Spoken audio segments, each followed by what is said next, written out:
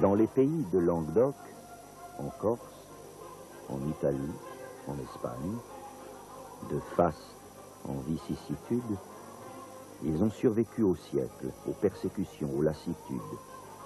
Interdites par la Révolution, les confréries sont sorties des décombres, entêtées à la compassion comme l'herbe à la vie.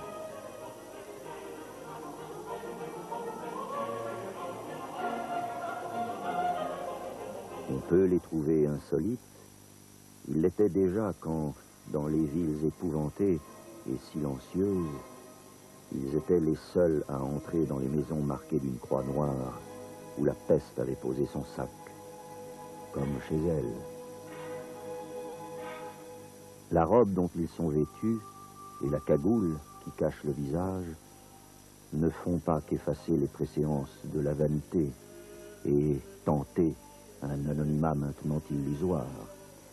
Elles signifient d'abord qu'ils n'agissent pas en leur nom, mais en celui de Dieu, dont ils portent la tenue d'apparat, celle des pauvres.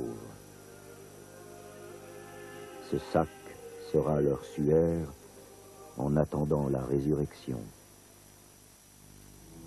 Vint un jour le moment, pas si loin d'aujourd'hui, où on crut qu'était venu le temps de la seule et froide justice, et on rêva d'un monde si juste qu'il nous dispenserait d'être fraternels.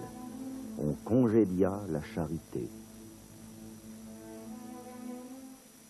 Les pénitents, désœuvrés, ne durent qu'à leur fidélité têtue de survivre presque en exil jusque dans le folklore qui leur fit fête et sauva la mèche qui fumait encore.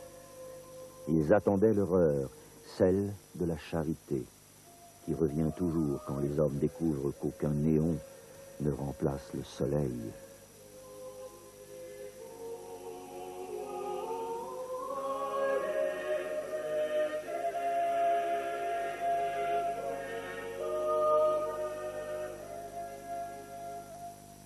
Les voici de retour parmi nous, se réclamant sans vergogne d'un mot plus paradoxal et plus étrange encore que leur costume, celui de pénitence, proclamé à la face d'un monde qui, sans soif de salut, attendait le bonheur des assouvissements et récolte effarée la drogue, le sida, les suicides d'enfants, la peur, l'angoisse, les errances du cœur et de l'intelligence, la chair déshonorée et, tout au bout du compte, la mort programmée au nom de la pitié.